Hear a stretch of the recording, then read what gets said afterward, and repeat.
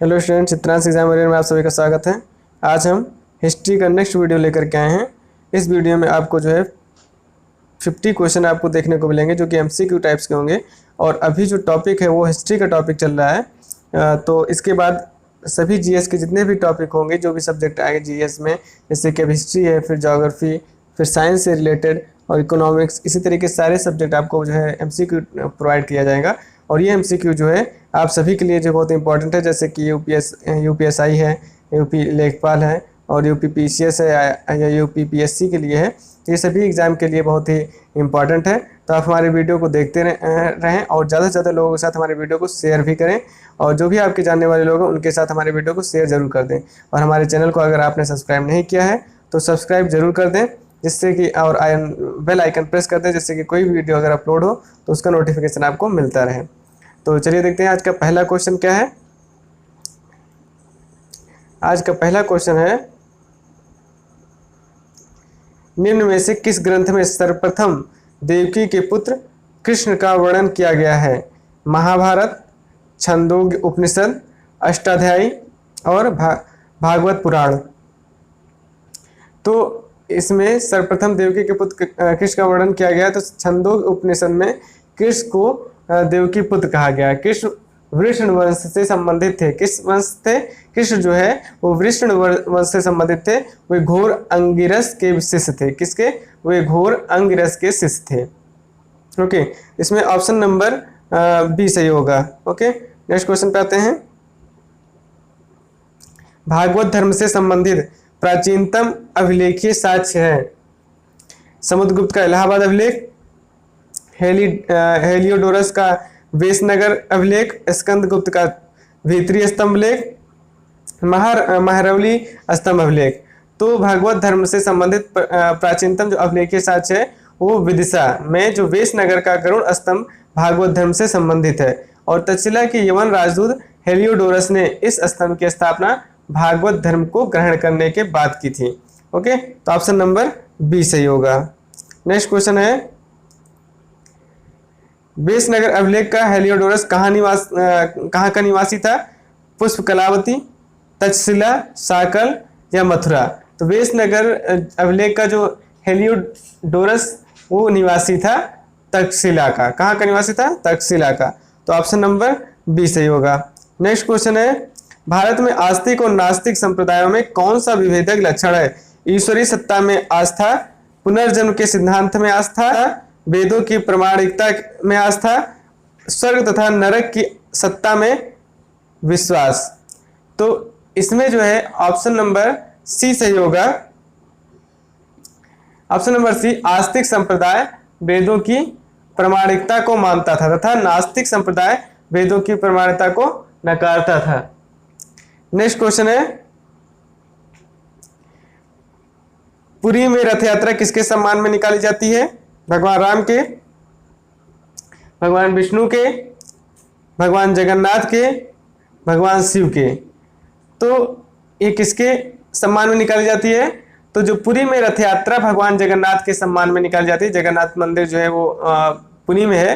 तो पुरी में रथ यात्रा भगवान जगन्नाथ के सम्मान में निकाली जाती है। और ये कार्यक्रम जो होता है कब होता है? प्रतिवर्ष आषाढ़ माह के शुक्ल पक्ष में आयोजित किया जाता है। ठीक है, तो ऑप्शन नंबर सी से होगा, भगवान जगन्नाथ। नेक्स्ट, त्रिरत्न की अवधारणा से संबंधित क्या है? त्रिरत्न जैसे कि सिख धर्म, जैन धर्म, इस्लाम धर्म और पारसी धर्म किससे संबंधित है? तो ये जो है जैन धर्म से संबंधित है। किससे? जैन धर्म से। ऑप्शन नंबर बी सही होगा। त्रिरत्न की अवधारणा जो जैन तथा बौद्ध दोनों धर्म में दी गई है। बौद्ध धर्म में त्रिरत्न, बुद्ध धर्म तथा संघ है, जबकि जैन धर्म में त्रिरत्न के रूप में सम्यक दर्शन, सम्यक ज्ञान और सम्यक चरित्र की मान्यता प्राप्त है। तो ऑप्शन नंबर बी जैन धर्म होगा, त्रिरत्न। तो नेक्स्ट क्वेश्चन पे आते हैं, निम्नलिखित में से कौन सा बौद्धिक तीर्थ यात्रा का केंद्र है जहां गौतम बुद्ध ने आत्मज्ञान के बाद अपना पहला धर्मोपदेश दिया था? सारनाथ, सांची, तक्षशिला, पाटलिपुत्र। तो इसमें ऑप्शन नंबर ए सही होगा, सारनाथ। तो सारनाथ एक बौद्ध तीर्थ स्थल है जो उत्तर प्रदेश के वाराणसी के पूर्वोत्तर में स्थित है। यहाँ पर ही गौतम बुद्ध ने आत्मज्ञान के बाद अपना पहला धर्मोपदेश दिया था। इसे धर्म चक्र परिवर्तन कहा गया है। ऑप्शन नंबर ए सही होगा। नेक्स्ट क्वेश्चन पे आते हैं। निम्नलिखित कथनों पर विचार कीजिए। कालामुख शुद्ध रूप से दार्शनिक एवं ज्ञान मार्गी समुदाय था। लिंगायत का प्रसार दक्षिण में हुआ तथा इसके प्रवर्तक अल्पप्रभु थे। कापालिक शरीर पर शमशान की भस्म लगाते हैं तथा नरमुंड धारण करते हैं। अब क्वेश्चन 1 और 2, 2 एंड 3, 1 और 3 और 1, 2 एंड 3। तो ऑप्शन नंबर बी सही होगा, 2 और 3। तो शुद्ध रूप से दार्शनिक एवं ज्ञान मार्गी संप्रदाय कश्मीरी शैव था। इसमें शिव को अद्वैत शक्ति के रूप में स्वीकार किया गया है। कालामुख का उदय कर्नाटक में हुआ। शिव पुराण में इसके अनुयायियों को महाव्रतधर कहा गया है। नेक्स्ट क्वेश्चन है, निम्न कथनों पर विचार कीजिए। बौद्ध धर्म की दूसरी संगीत में अभिधम विटक का संकलन कर कथावथु को जोड़ा गया। बौद्ध धर्म की तीसरी संगीत में बौद्ध धर्म हीनयान तथा महायान में बट गया तथा विभाषा शास्त्र का संकलन किया गया। तो केवल एक, केवल दो, एक और दो, ना तो एक और ना ही दो। इसमें कौन सही होगा? ऑप्शन नंबर डी सही होगा। इसमें दो, एक और दो दोनों ही सही हैं। तो क्योंकि बौद्ध धर्म की जो दूसरी संगीत में बौद्ध संघ अस्थिवीर एवं महासंघिक में बटा तथा तीसरी संगीत में अभिधम पिटक का संकलन कर कथावथु को जोड़ा गया है और तीसरी संगीत में बौद्ध धर्म हीनयान और महायान में बट गया तथा विभाषा शास्त्र का संकलन किया गया। तो ऑप्शन नंबर डी सही होगा। नेक्स्ट क्वेश्चन, निम्न में से कौन सा नास्तिक दर्शन है? सांख्य दर्शन, योग दर्शन, बौद्ध दर्शन और वैशेषिक दर्शन। तो ऑप्शन नंबर सी सही होगा, बौद्ध दर्शन। तो भारतीय दर्शन की रूपरेखा यह प्रमाणित करती है कि यहाँ आस्तिक और नास्तिक शब्द का प्रयोग वेदों की प्रामाणिकता मानने और न मानने के आधार पर होता है। वेदों की प्रामाणिकता को मानने वाले आस्तिक तथा न मानने वाले नास्तिक दर्शन माने जाते हैं। इस आधार पर लोकायत, बौद्ध, जैन दर्शन नास्तिक दर्शन हैं। नेक्स्ट क्वेश्चन देखते हैं। किस दर्शन में दुनिया के गहरे लगाव को महत्व दिया गया है? योग दर्शन, लोकायत दर्शन, वैशेषिक दर्शन या बौद्ध दर्शन? तो इसमें ऑप्शन नंबर बी सही होगा, लोकायत दर्शन। तो लोकायत दर्शन को लोक अर्थात दुनिया के साथ गहरे लगाव को महत्व दिया गया है। यह एक भौतिकवादी दर्शन है। चार्वाक इसके सबसे सशक्त दार्शनिक थे। लोकायत का अर्थ होता है सम्मान लोगों से प्राप्त विचार, सामान्य लोगों से प्राप्त जो विचार होता है उसको बोलते हैं लोकायत। ऑप्शन नंबर बी सही होगा। नेक्स्ट है कि निम्न कथनों पर विचार कीजिए। महावीर ने स्यादवाद का मार्ग अपनाया। अनेकांतवाद के अनुसार किसी वस्तु के अनेक धर्म होते हैं। जैन धर्म के अनुसार अज्ञान बंधन का कारण है।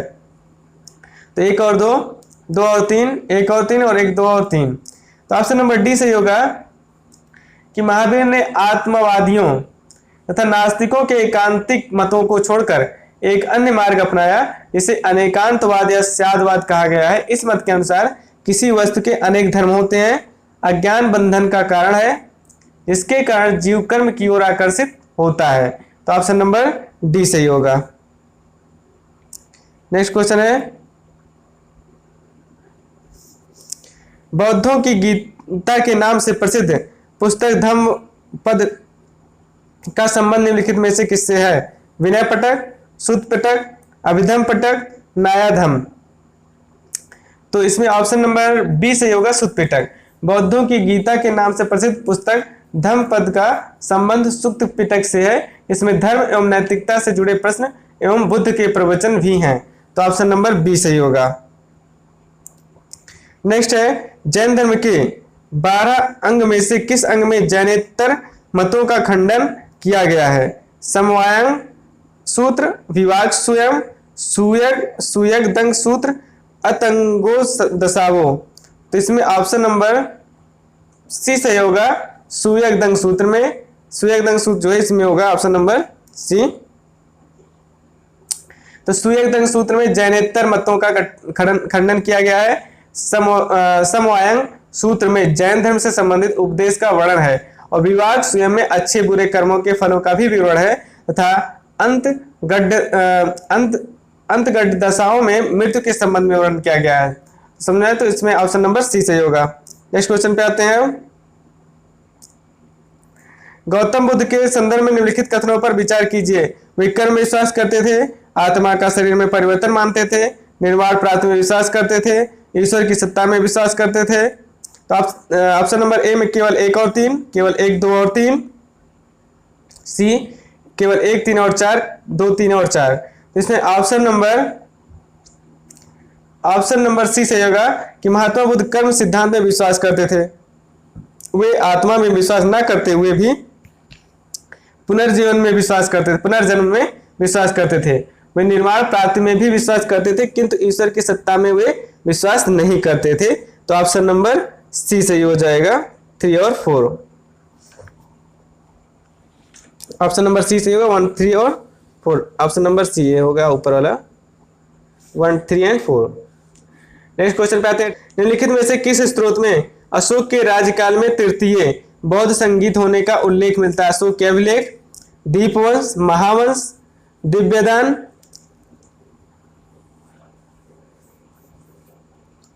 ऑप्शन केवल 1 और 2, केवल 2 और 3, केवल 3 और 4, 1 और 4। तो ऑप्शन नंबर इसमें कौन सा सही होगा? ऑप्शन नंबर होगा बी सही होगा। सिंघली अनुश्रुतियों दीपवंश तथा महावंश के अनुसार अशोक के राज्यकाल में पाटलिपुत्र में बौद्ध धर्म की तृतीय संगीत हुई। इसकी अध्यक्षता मोगली पुत्र तिस नाम प्रसिद्ध बौद्ध भिक्षु ने की थी। तो इसमें ऑप्शन नंबर बी सही होगा। नेक्स्ट क्वेश्चन पे आते हैं कि निम्नलिखित में से कौन से बुद्ध के जीवन से संबंधित नहीं है? कंथक, अलार कलाम, चन्ना, गोसाल, मस्करी पुत्र।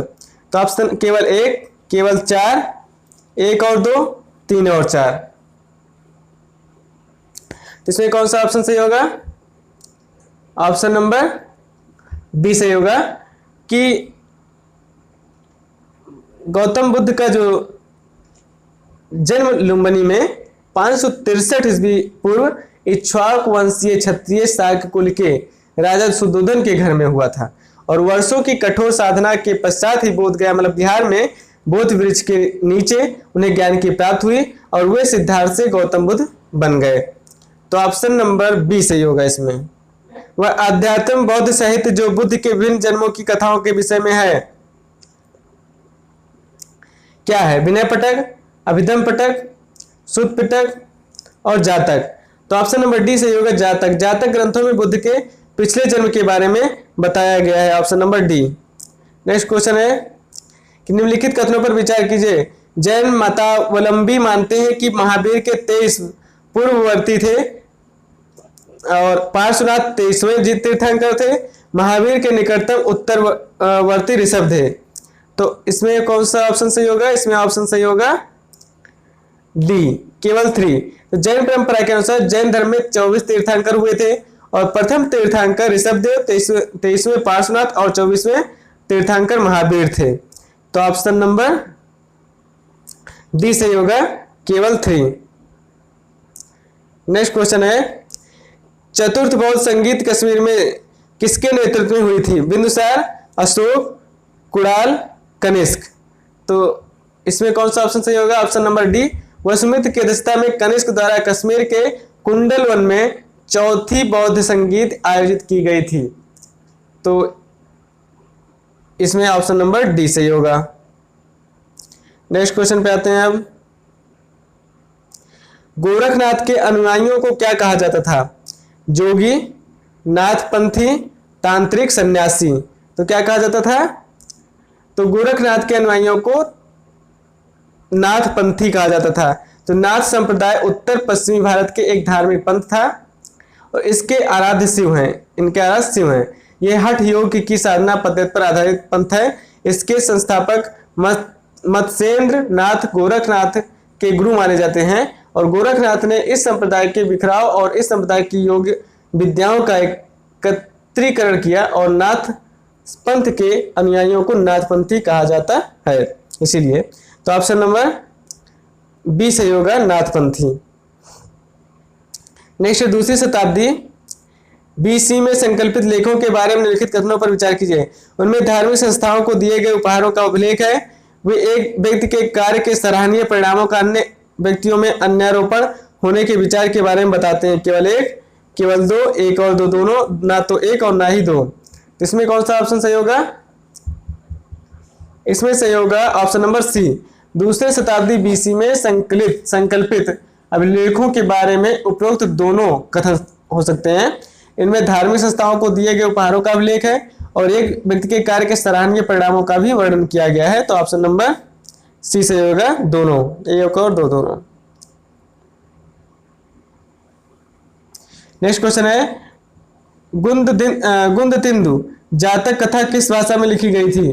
तो गुंदतिंदु जो है जातक कथाएं भगवान बुद्ध के पुनर्जन्म की बहुत ही ज्यादा लोकप्रिय कहानियां हैं उसकी, जिसमें बौद्ध धर्म के सभी मतों पर संरचित किया गया है। ज्यादातर जातक कहानियां पाली बौद्ध लेखों की विभिन्न शाखाओं में है। इनमें से 35 कहानियां भी हैं जिनका संकलन उपदेश देने के लिए किया गया था। तो इसमें हो जाएगा ऑप्शन नंबर डी सही, पाली।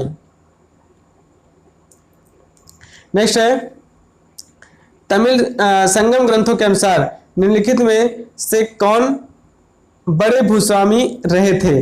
गहपति, उझावर, अडिमाई, वेल्लार। इसमें कौन सही होगा? तो इसमें ऑप्शन नंबर डी सही होगा, वेल्लार। वेल्लार एक तमिल जाति है जो मुख्य रूप से भारतीय राज्यों तमिलनाडु है, केरल है, श्रीलंका के उत्तर पूर्वी भागों में पाई जाती है और ये परंपरागत रूप से कृषि में शामिल होते हैं, जो जमींदारों के रूप में भी भूमिका निभाते थे। तो इसमें ऑप्शन नंबर डी सही होगा, वेल्लार। नेक्स्ट क्वेश्चन है,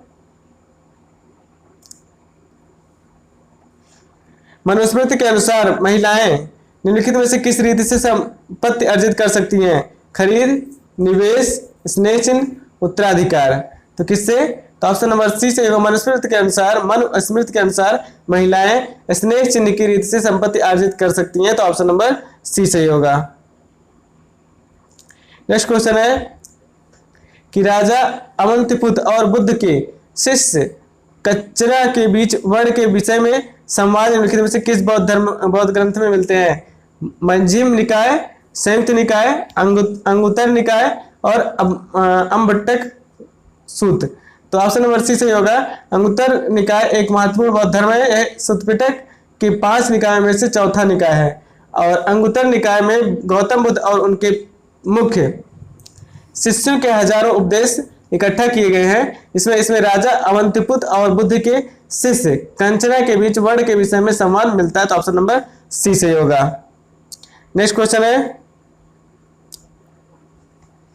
महात्मा बुद्ध ने धर्म चक्र परिवर्तन के रूप में ज्ञान अपना प्रथम धर्मोपदेश के स्थान पर दिया? सांची, सारनाथ, श्रावस्ती और बोधगया। तो इसमें दिया ऑप्शन नंबर बी सही होगा, सारनाथ। तो सारनाथ काशी तथा वाराणसी के 10 किलोमीटर पूर्वोत्तर में स्थित है, प्रमुख तीर्थ स्थल है। जो ज्ञान प्राप्ति के पश्चात भगवान बुद्ध ने अपना प्रथम उपदेश नहीं दिया था, इसे उपदेश यही दिया था, तो जिसे धर्मचक्र परिवर्तन का नाम दिया गया और जो बौद्ध मत के प्रचार प्रसार का आरंभ था। तो ऑप्शन नंबर बी सही होगा। नेक्स्ट है, बौद्ध धर्म में पति मोक्ष से क्या तात्पर्य है? महायान बौद्ध का विवरण, हीनयान बौद्ध का विवरण, असंग के नियम और राजा मिनांडर के प्रश्न। तो पति मोक्ष में संघ के नियम है जिसमें 227 नियम शामिल हैं। तो ऑप्शन नंबर सी सही होगा।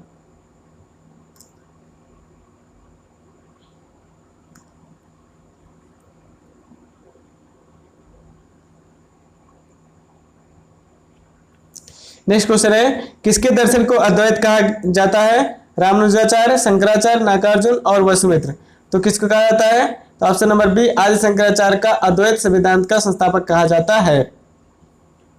नेक्स्ट है, 5वीं सदी के तमिल महाकाव्य।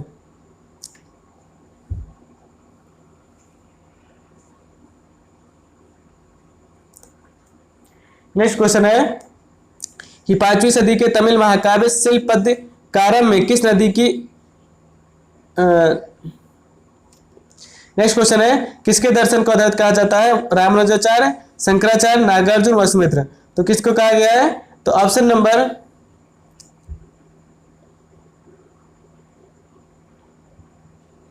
तो इसमें ऑप्शन नंबर बी सही होगा। आदि शंकराचार्य का अद्वैत वेदांत का संस्थापक कहा जाता है, ऑप्शन नंबर बी। नेक्स्ट है 5वीं सदी के तमिल महाकाव्य शिल्पदिकारम में किस नदी की स्तुति की गई है? कावेरी, गोदावरी, सरस्वती, गंगा। तो इसमें ऑप्शन नंबर ए सही होगा, कावेरी। तमिल महाकाव्य शिल्पदिकारम किस में दक्षिण भारत के प्रसिद्ध नहीं कावेरी की स्तुति तथा प्रशंसा की गई है। इस महाकाव्य में चोल, चेर तथा पांड्य राज्यों का विस्तार से वर्णन किया गया है और इसकी रचना चेर शासक सेन गुट्टवन के भाई इलंगो अडिगल ने की है।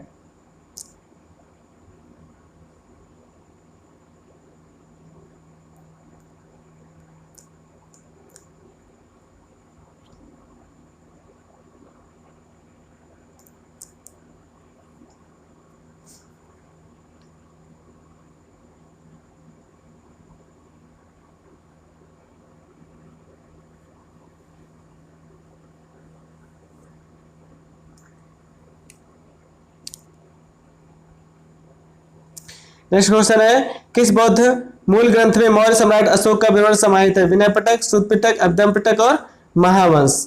तो किसमें है? तो ऑप्शन नंबर डी सही होगा, महावंश। नेक्स्ट क्वेश्चन है भारत के बौद्ध स्तूपों के बारे में निम्नलिखित में से कौन सा सही है? स्तूप उपासना को प्रचलन में लाने में अशोक ने एक महत्वपूर्ण भूमिका निभाई। ये बौद्ध और अन्य महावासियों के स्मृति शेषों के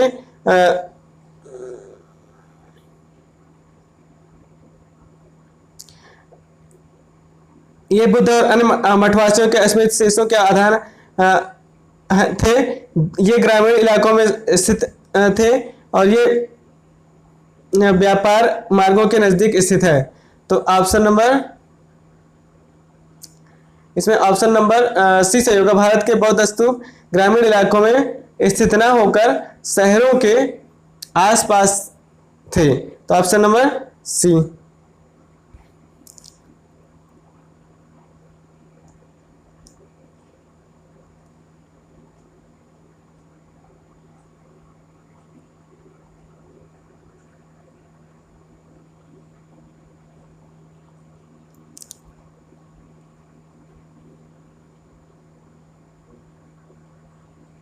नेक्स्ट क्वेश्चन है भारत के बौद्ध स्तूपों के बारे में निम्नलिखित में से कौन सा कथन सही नहीं है? तो स्तूप उपासना को प्रचलन में लाने में अशोक ने एक महत्वपूर्ण भूमिका निभाई थी और ये बुद्ध और अन्य मठवासियों के स्मृति शेषों के आधार थे। ये ग्रामीण इलाकों में स्थित थे। ये व्यापार मार्गों के नजदीक स्थित थे। तो भारत के बौद्ध स्तूप ग्रामीण इलाकों में से न होकर शहरों के आसपास थे। इसमें ऑप्शन नंबर बी से होगा, सॉरी ऑप्शन नंबर सी से होगा। ये ग्रामीण इलाकों में स्थित थे।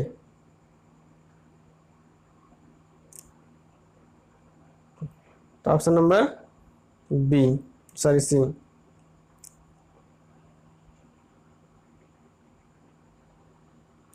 नेक्स्ट क्वेश्चन है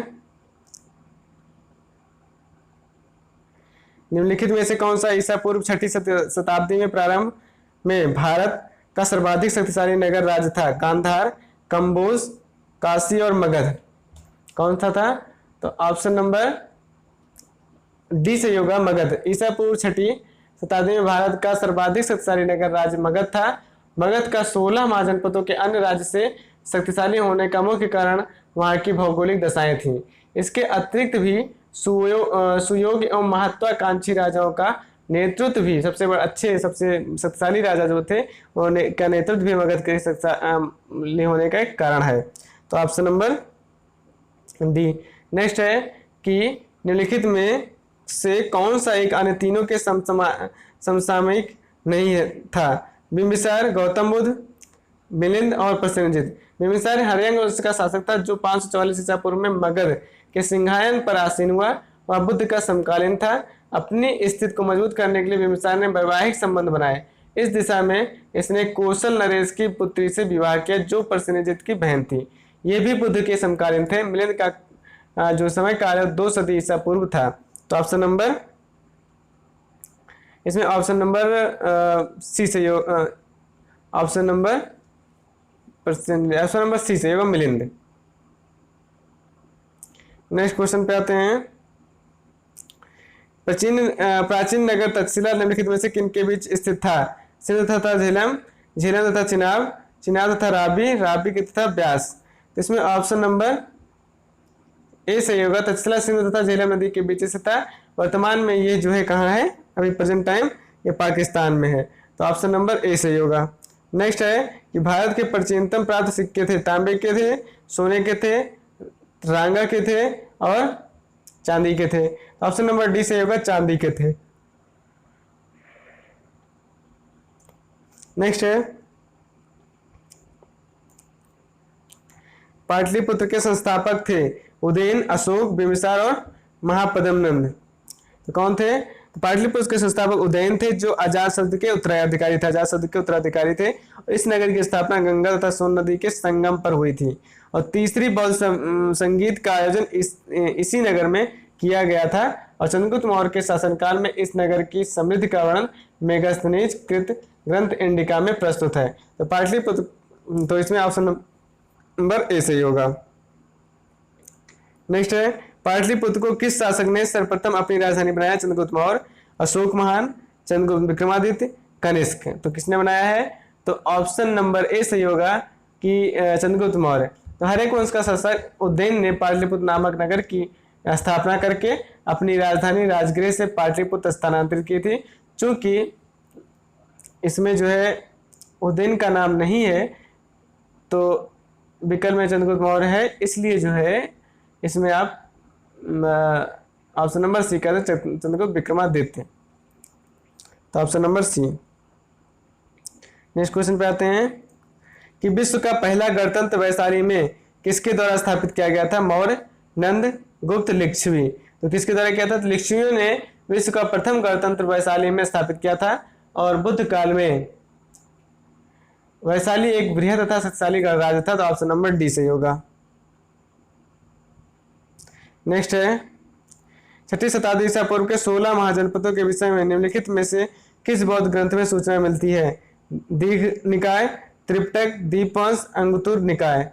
तो ऑप्शन नंबर डी सही होगा, बौद्ध ग्रंथ अंगुत्तर निकाय में 6वीं शताब्दी ईसा पूर्व के 16 महाजनपदों के विषय में जानकारी प्राप्त होती है। और वे महाजनपद कौन कौन से? जैसे कि अंग है, मगध है, काशी, कौशल, वज्र, मल, चेद, वत्स, कुरु, पांचाल, मत्स्य, सूरसेन, अस्मक, अवंती, गांधार तथा कंबोज। तो ऑप्शन नंबर डी सही होगा। इसमें कौन सा सही होगा? ऑप्शन नंबर डी, अंगुत्तर निकाय। उसके पहले वाले में भी डी है, लिच्छवी। तो विश्व का पहले वाले में क्या है? विश्व का पहला गणतंत्र वैशाली में किसके द्वारा स्थापित किया गया था? लिच्छवियों के द्वारा किया गया था। तो ये भी है भाई, तो इसमें ऑप्शन नंबर डी सही होगा। इस नेक्स्ट क्वेश्चन है कि 6वीं शताब्दी ईसा पूर्व के 16 महाजनपदों के विषय में निम्नलिखित में से किस बौद्ध ग्रंथ में सूचना मिलती है? अंगुत्तर निकाय। तो ऑप्शन नंबर डी सही होगा। ये पहले वाला क्वेश्चन है भाई। नेक्स्ट क्वेश्चन में पहले 16 महाजनपदों की सूची उपलब्ध है भारत में, अंगुत्तर निकाय में, छंदोग्य उपनिषद में और संयुक्त निकाय में। तो ऑप्शन नंबर बी सही होगा, 16 महाजनपदों की सूची अंगुत्तर निकाय में उपलब्ध है। ऑप्शन नंबर बी सही होगा। नेक्स्ट क्वेश्चन है गोदावरी नदी के तट पर स्थित महाजनपद था? अवंती, वत्स, अस्सक, कंबोज। तो कौन था? अस्मक। ऑप्शन नंबर सी सही होगा, अस्सक। तो ये अस्सक जो तथा अस्मक नामक महाजनपद जो है गोदावरी तथा नर्मदा नदी के बीच स्थित था। और इस महाजनपद की राजधानी पोटन या पैठन थी। तो ऑप्शन नंबर सी सही होगा। नेक्स्ट क्वेश्चन पे आते हैं, निम्नलिखित में से कौन एक मगध साम्राज्य की राजधानी नहीं रहा? गिरिव्रज, राजगृह, पाटलिपुत्र, कौशाम्बी। तो ऑप्शन नंबर डी सही होगा, गिरिव्रज राजगृह तथा पाटलिपुत्र मगध साम्राज्य की राजधानी थी।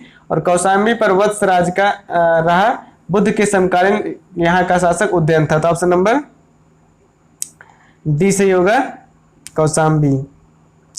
नेक्स्ट क्वेश्चन है कि मगध के किस प्रारंभिक शासक ने राज्यारोहण के लिए अपने पिता की हत्या की एवं स्वयं इसी कारणवश अपने पुत्र द्वारा मारा गया? बिंबिसार, अजातशत्रु, उदयन, नागदशक। तो कौन मारा गया? तो ऑप्शन नंबर इसमें बी जो है वही अजातशत्रु की आर्य वंश के संस्थापक बिंबिसार की हत्या उसके पुत्र अजातशत्रु ने की थी और इसके बाद राजगद्दी के संघर्ष में उसकी हत्या उसके पुत्र उदयन द्वारा की गई थी। तो ऑप्शन नंबर बी सही होगा, अजातशत्रु। नेक्स्ट क्वेश्चन पढ़ते हैं। राजकुमार ने को अपने पिता की मृत्यु के लिए उत्तरदायी था अजातशत्रु, चंद्रप्रद्योत, प्रसेनजित, उदयन। तो ऑप्शन नंबर बी सही, ऑप्शन नंबर ए सही होगा, अजातशत्रु। नेक्स्ट क्वेश्चन है कि मालवा क्षेत्र पर मगध की सत्ता का विस्तार निम्न में से किसके शासनकाल में हुआ था? बिंबिसार के, अजातशत्रु के, उदयभद्र के, शिशुनाग के। तो ऑप्शन नंबर डी सही होगा, शिशुनाग के। तो शिशुनाग जो है वो मगध साम्राज्य का शासक था और वे मालवा शासक को पराजित करके अवंती राज्य को मगध साम्राज्य में मिला लिया था। तो ऑप्शन नंबर डी सही होगा, शिशुनाग। नेक्स्ट क्वेश्चन पे आते हैं कि राजा नंद का उल्लेख करने वाला अभिलेखीय प्रमाण है। खारवेल का हाथी गुम्फा अभिलेख, रुक्मिणीदेवी स्तंभ अभिलेख, रुद्रदामन का जूनागढ़ अभिलेख, धनदेव का अयोध्या अभिलेख। तो ऑप्शन नंबर ए से होगा, खारवेल का हाथी गुम्फा अभिलेख। तो खारवेल का हाथी गुम्फा अभिलेख जो है राजा चंद के बारे में जानकारी प्रदान करता है और ये खारवेल चेद वंश का प्रतापी राजा था। इसका संबंध कलिंग राज्य से था। नंद वंश के शासक पद्म नंद ने कलिंग में नहर खुदवाया था और इस बात का उल्लेख हाथी गुम्फा अभिलेख में किया गया है। तो ऑप्शन नंबर ए सही होगा। नेक्स्ट क्वेश्चन में आते हैं। निम्नलिखित मगध राजवंशों का अनुक्रम प्रस्तुत कीजिए। नंद वंश, शुंग वंश, मौर्य वंश, हर्यक वंश। तो ये पहले होगा इसमें हर्यक वंश 544 से 412 ईसा पूर्व था। फिर आता है नंद वंश 344 से 323 ईसा पूर्व, मौर्य वंश 323 से 184 ईसा पूर्व, शुंग वंश फिर 184 से 75 ईसा पूर्व। तो ऑप्शन नंबर बी सही होगा, 4132। नेक्स्ट है मत्स्य महाजनपद के अंतर्गत के कौन से क्षेत्र शामिल थे? हरियाणा एवं दिल्ली, पश्चिमी उत्तर प्रदेश का क्षेत्र, अलवर, भरतपुर, जयपुर, नर्मदा एवं गोदावरी के मध्य क्षेत्र। ऑप्शन नंबर बी से होगा, मत्स्य महाजनपद के अंतर्गत अलवर, भरतपुर और जयपुर के क्षेत्र आते थे। दिल्ली और हरियाणा क्षेत्र कुरु महाजनपद, पश्चिमी उत्तर प्रदेश का क्षेत्र पांचाल महाजनपद तथा नर्मदा एवं गोदावरी के मध्य का क्षेत्र अस्मक महाजनपद के अंतर्गत आते थे। ऑप्शन नंबर बी सही होगा। नेक्स्ट क्वेश्चन पे आते हैं। तो ये जो है मैंने अभी बताया, ये लगभग 50 क्वेश्चन मैंने आपको आज एमसीक्यू टाइप्स के बताए जो कि हिस्ट्री से संबंधित थे। इसी तरीके से आपको एमसीक्यू टाइप्स के क्वेश्चन आपको प्रोवाइड कराए जाते रहेंगे। तो केवल आपको जो हमारे वीडियो को सबसे ज़्यादा से ज़्यादा लोगों के साथ शेयर जरूर करना है और अगर सब्सक्राइब नहीं किया तो सब्सक्राइब कर लें और हमारे वीडियो को लाइक करते हैं। अगर कोई प्रॉब्लम है तो कमेंट बॉक्स में कमेंट करके पूछ भी सकते हैं। तो हमारे वीडियो को देखते रहें, लाइक करें, शेयर करें और सब्सक्राइब करें हमारे यूट्यूब चैनल को। थैंक यू, धन्यवाद।